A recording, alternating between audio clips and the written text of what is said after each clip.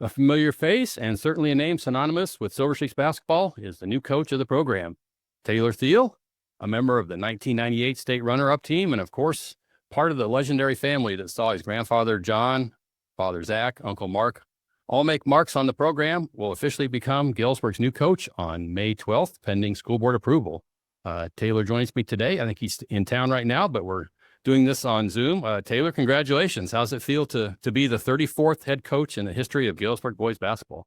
No, it's surreal. I mean, the excitement and just, knowing that it was announced, it was decided. It's been a heck of this past week, just building up to the whole process. And now it's real, and, it's starting to settle in a little bit, but just unreal. Just totally humbled and honored and excited. So.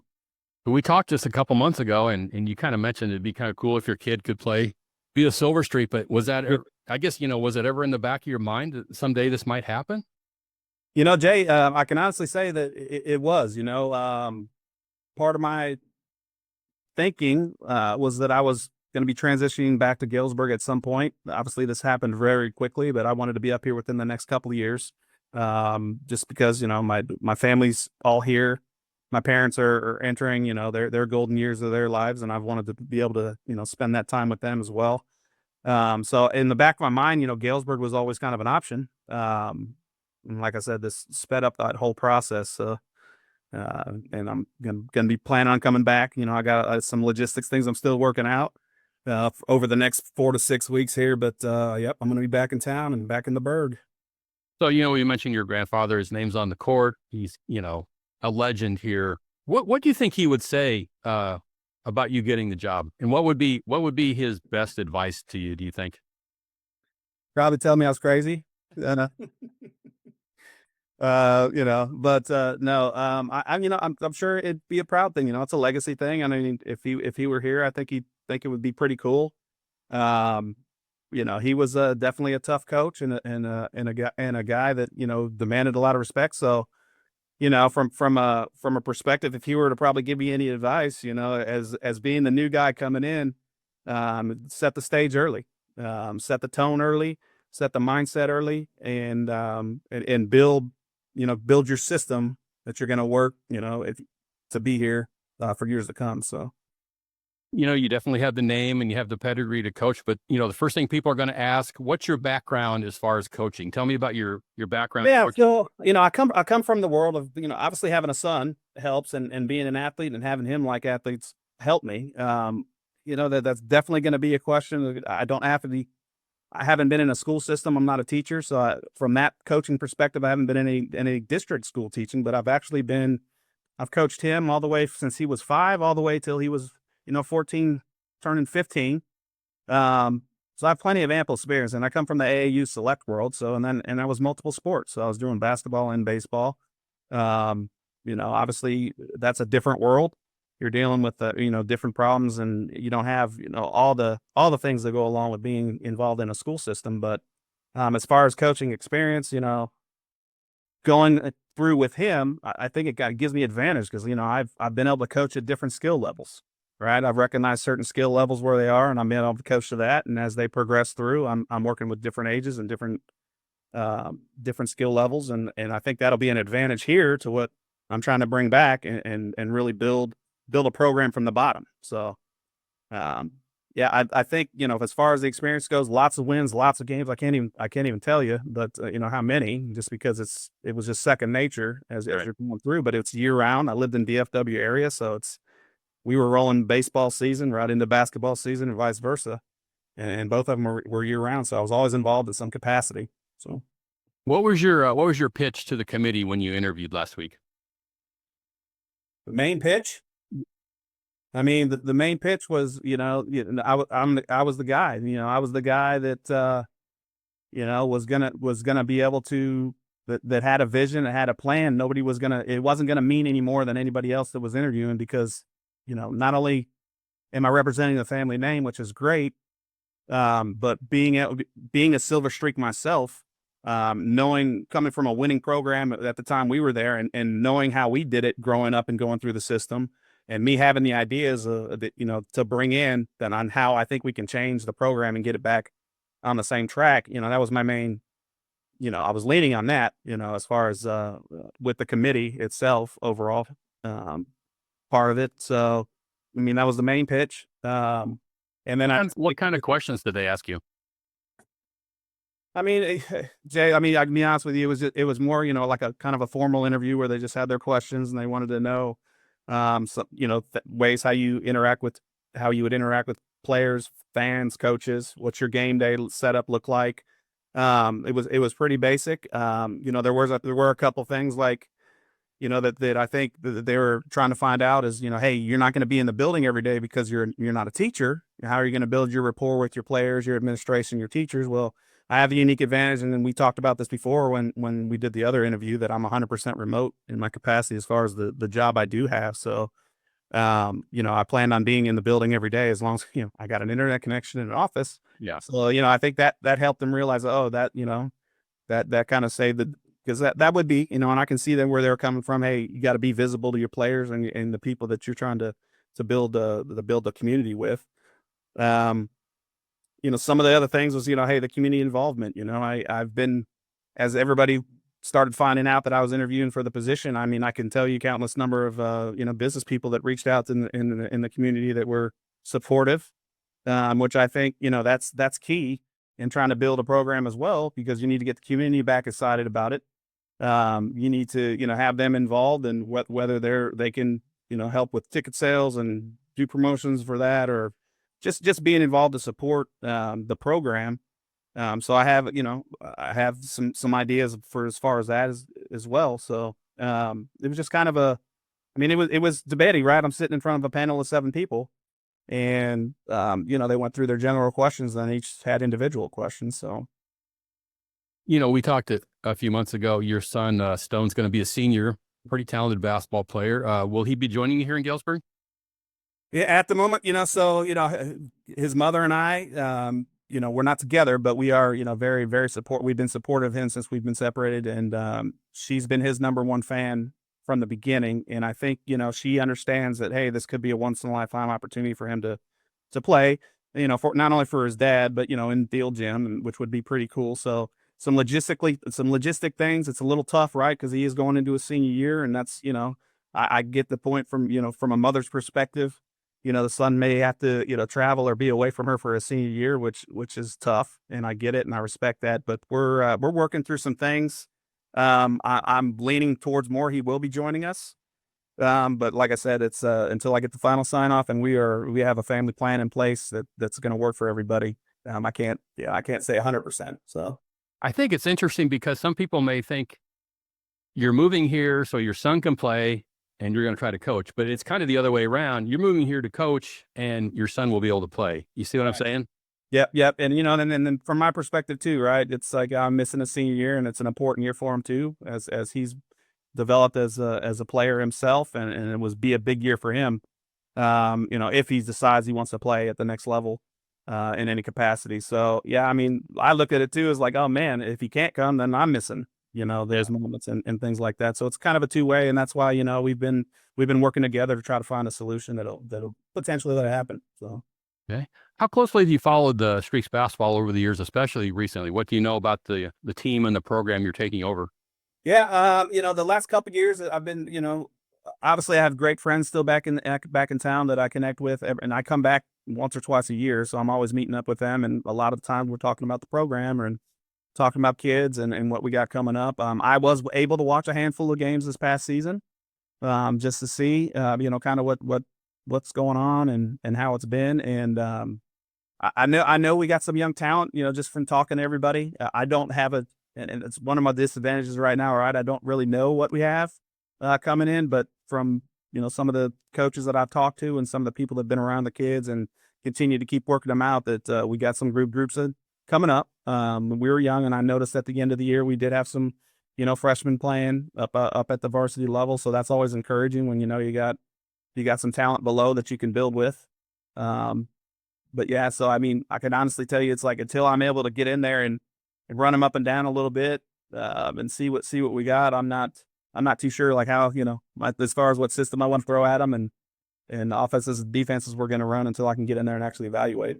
Yeah, like we said, you'll be approved at the May 12th meeting. When will you be able to meet with them at all before? Or what's the plan to first talk to the I'm team? only I'm only here for about another week, and obviously I'm going to be scrambling around logistically. My goal is to try to be here no later than the second week of June. Ideally, I want to be here the first week of June because I know that's the summer schedule and everything will be starting.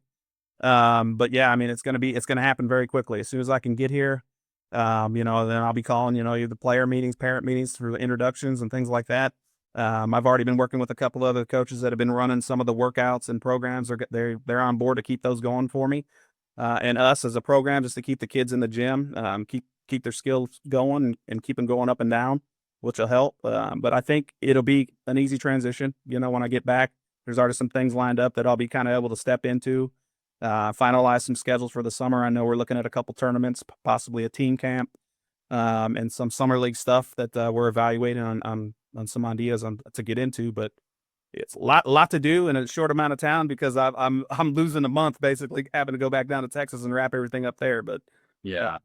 I got good support from Nick, our athletic director. He's been on board and basically, he's like, just lean on me for now and anything you need. And it's been great and it's been a good reception so far. So.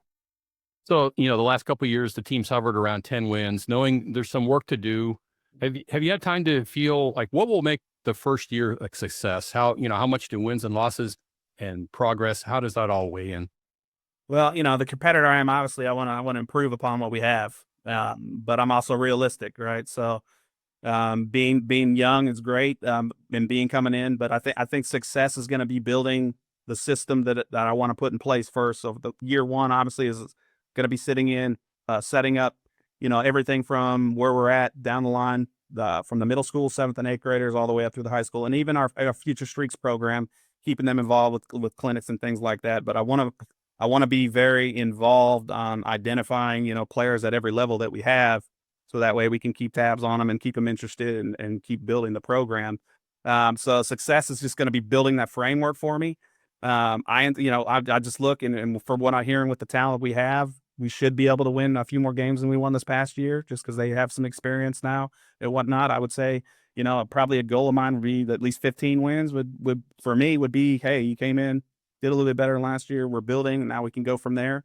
I don't know, obviously there's going to be expectations and a lot of excitement around, but that would be a short-term grower for me. Like the wins and losses aren't going to be the most important for next year for sure, but getting a new fresh vision and system in place, I think it will be the goal for at least year one. Yeah, you mentioned you want to be here in early June. What's the blueprint? What's kind of the timeline if you go through the months leading up to when you get started, in November? Yeah, so I mean, it's like I said, the IHSA they just reduced our contact days, right, from where I can actually instruct from 25 to 20. So that puts us in a little bit of a bind, as well as being able to implement some of the offenses and defenses once I'm able to see what we want to try to gear towards. But I think primarily I'm not gonna try to implement anything overly complicated at first. It's gonna be more about building rapport with my team, building rapport with each other.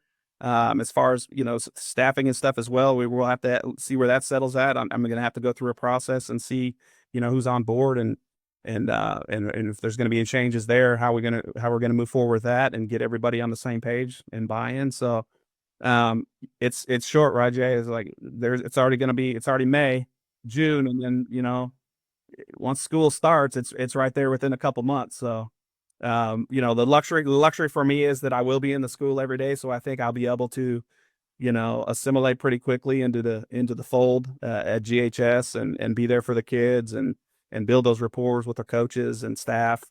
But yeah, I mean, I am at a disadvantage for losing the month and coming in as a new coach and having to move here and not being here. So What do you think the main focus will be this summer? Is it, just getting to know the kids, changing the culture? Will you implement anything? What's kind of the focus for the summer, do you think? it's summer ball, and coming from that world, I mean, half the kids are already playing AAUs. They're getting a lot of games in already, and they're continuing doing their skill work. It's going to be very important for me to be a culture guy, to be a vision guy, to be a motivator, because I mean, just over the past few years, and without having success, it's difficult. And the kids have so much to do nowadays. There's so many different options and things that they can do, and to get them to commit and buy in, I think is going to be, number one for me. Just to be able to change that mindset, change that culture. And they're playing. I know they're playing. They're playing AAU ball. They're getting their workouts in, so I'm not too worried about them having gym time and game time. And like I said, I will, once I'm able to get in there and evaluate, implement some basic stuff for us to start building off of. But not step one is definitely the building the rapport, getting the trust with our teammates, getting us together as a team, and motivating us to move forward as a group. Obviously you played in a successful program and team. You transitioned from Barry Swanson to Mike Miller. He came in as a young coach. Are there things that you incorporate from either Coach Swanson or Coach Miller? And what kind of style do you think would be offensively and defensively? Obviously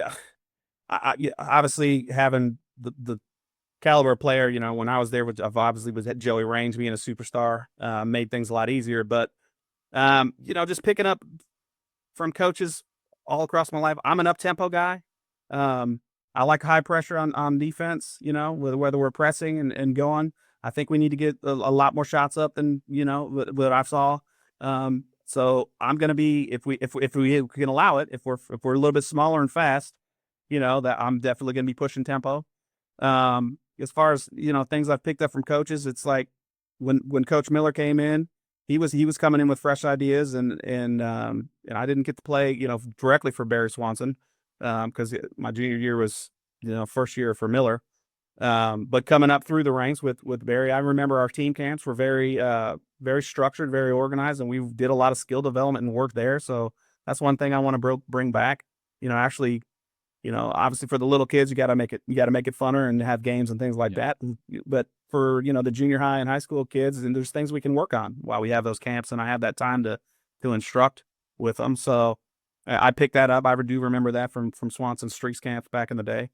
But yeah, so, I'm an up-tempo guy. Hopefully I'll bring a little bit more exciting brand back to where we're running, we're in shape, we're pressing, and we're a collective group on defense.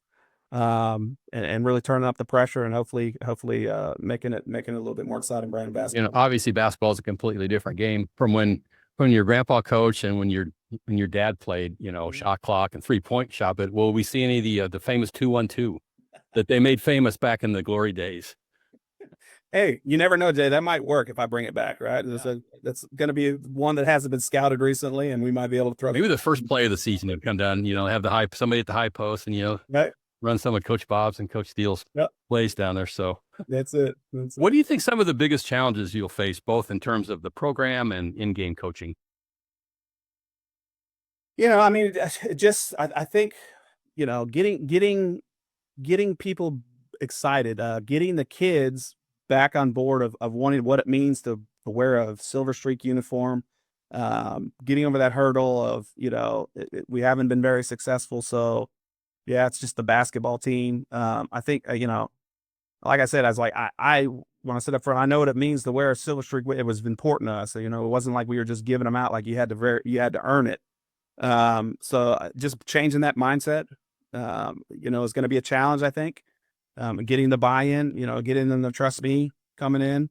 Some of the challenges, so that's what I'm thinking. What was the second question? As far as the in-game coaching. In-game coaching. Yeah. So, I'm the type of guy that, hey, if my stuff's not working, I'm going to adjust. I'm not going to sit there and not adjust. Some of the, so I look at some of the score and some of the losses, not to say anything, but I don't know what kind of adjustments had been made prior, or if the kids were used to making adjustments or whatnot. But yeah, it's very important, right? You gotta read what's working and what's not working. And, I'm a very big matchup guy, so I'm going to be looking in the games, seeing where we have the advantage on matchups. Not having a superstar or a standout like a Joey Range on the team.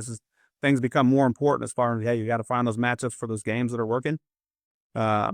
got to make those adjustments when, you know, if somebody had us scouted out and we have to have some different options off certain sets or whatnot, you got to be able to do that in game, you know, for sure.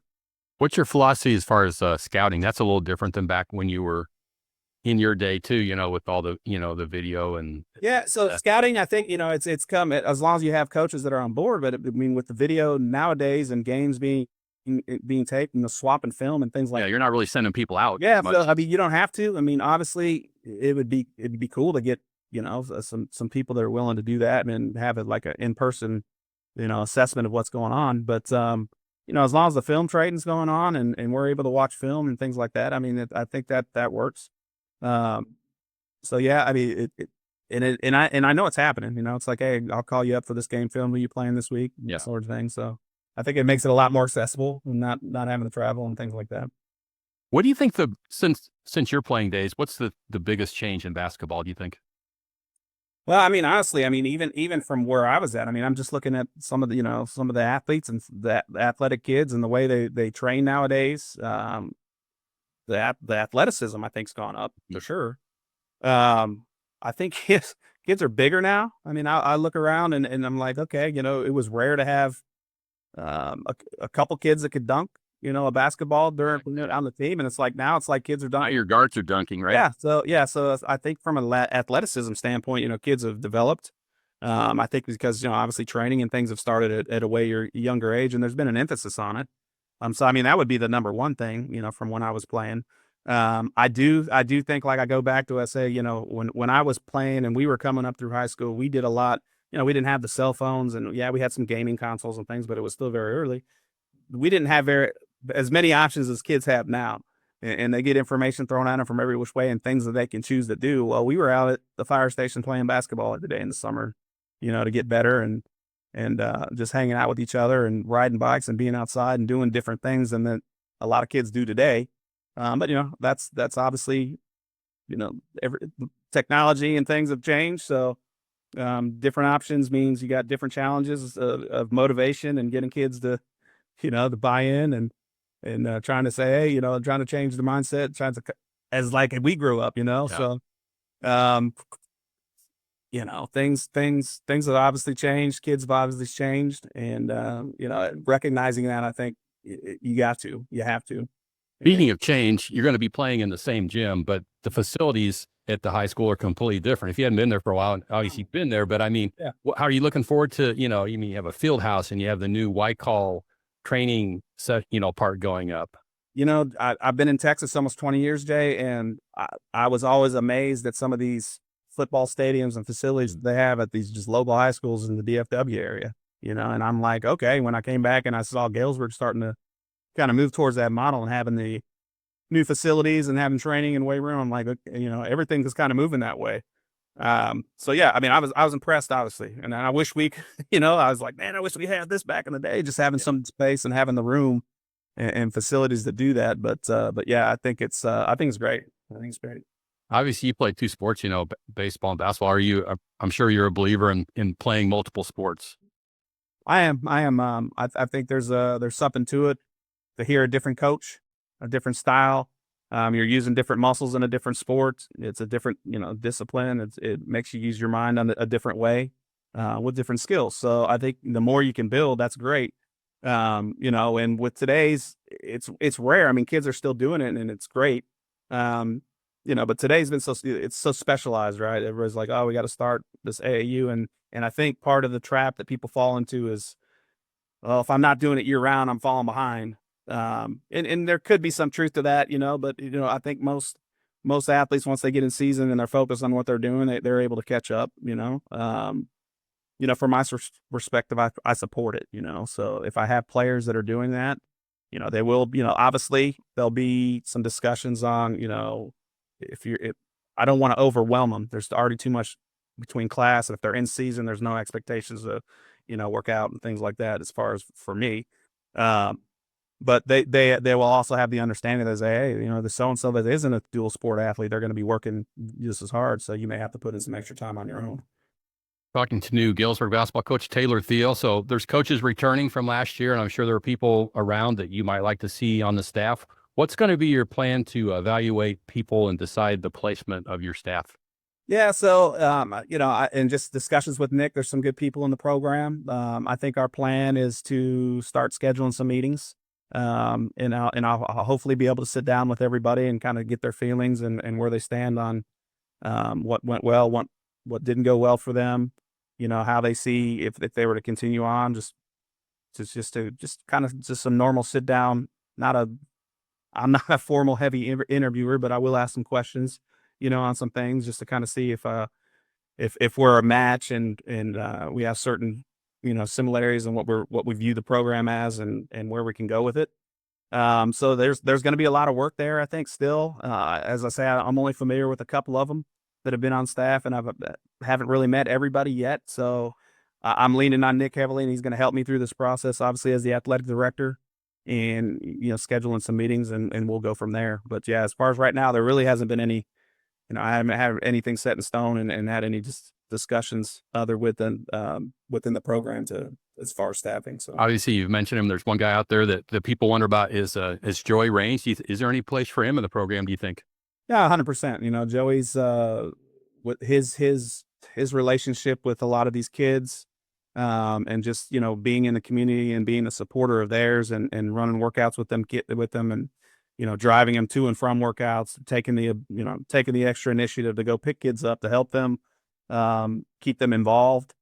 I think there's definitely some Joey Range will be involved in the system at some point, and on my staff. So whether that's a volunteer or whether he's able to come on as an actual coach or anything, I won't know that quite yet. But he definitely has a place on my staff, and just simply before one of my great friends. First of all, I know we have the same outlook and vision for the program, and he's just so well connected to the kids, and he's a great person to have around for that. We mentioned your grandfather, and in the opening talked about your dad and uncle. Like, what's their feelings so far that now that you've been named the head coach?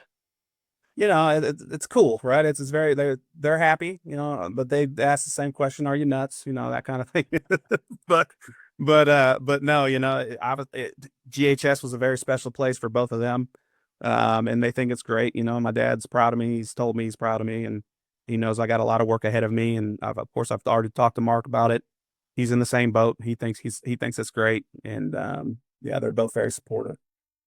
How much has this been on your mind since basically since you knew you were going to interview? I mean, is this just like super exciting time for you?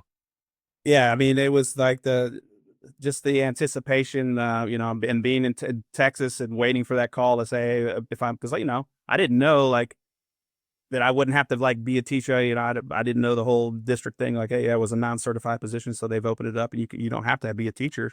So I didn't know whether or not I would even be considered as a candidate when I first put my name in the hat for the job. So once it came open, I mean, that was like the first week of April there. So I mean, it's been a whirlwind month, Jay, and just kind of pins and needles and excitement and just thoughts running through my head. If it were to happen, what's going to happen? So now that it's here, it's like I don't think it's gotten any less hectic, because now I know it's real, and I got to make the move, and a lot of things got to line up, and I'm just excited to get here as soon as I can. Do you think, I know there's lots of things to think about, but I mean, even like the small stuff, have you thought about like how you'll come out from the locker room, warm-up drills, uniforms, all that, band, all that kind of stuff? Like anything that you want to put a signature on? It's overwhelming, and yes, it's I got a list going, of and I'm going to break it up. Here's my most important things I got to get done first. Here's my need to haves. Here's my nice to haves, and then here's my any other requests. So I got a list going. That's the only way to stay underwhelmed, not overwhelmed, because it is a lot. Stepping in.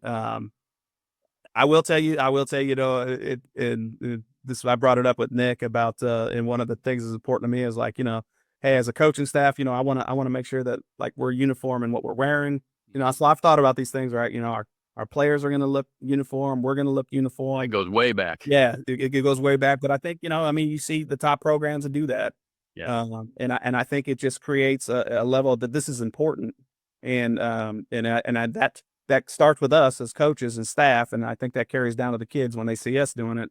It's an example for them to do it, and I think it just brings a sense of togetherness and and hey, this is good for us. This is how we're going to go together. And yeah, so yeah, I thought about these things. Like I said, there's a ton on my list. How about the 50-50, the Sweet Georgia Brown Globetrotters warm-up thing your dad brought here? Is that we're going to see that? Your grandfather brought here. Your dad did. So. You know, watching the video of my dad do that, I'm like, it was pretty spectacular. It was, yeah. I was super impressed. You know, back in the day, I'm like, man, my dad's got handles. Like, look at kicking the ball off his feet and back of his heel. Like, and guys are getting layups off it. I mean, it was something. Now, you won't see me out there doing that. Hopefully, I could find a couple kids that we can get that have some decent handles that could do some stuff like that. But we'll see what we got, and it'll be an organized, structured, thing, and we'll just build off of what we have. You've talked about, communicating with the players, building culture. What's going to be your pitch to the community and to the fans? Why should they be interested in Silver Streaks basketball? Well, obviously there's a community of people that still, think about the Thiel name in those times, and people were there when I was coming through high school. So I think there's going to be some initial excitement, just for that reason. And I'm not banking on that. That was John Thiel Jim. My grandfather's the one that accomplished all that. And my dad and uncle had some success. I had success. So I think initially there's going to be some good excitement, and you just got to build on that. I think when Galesburg basketball, there's excitement built around it in the program, especially, the program is good. I think Galesburg as a whole is a better. I just remember, going places and people recognizing us and supporting us and having the packed gym every night. So it's very important to me that the community is excited about our program and is ready to contribute to the success as well. So it's going to be a huge push for me to be out in the community and really getting people excited about it. Finally, as you wrap up, how do you think it's going to feel in November when you step out there for that first game?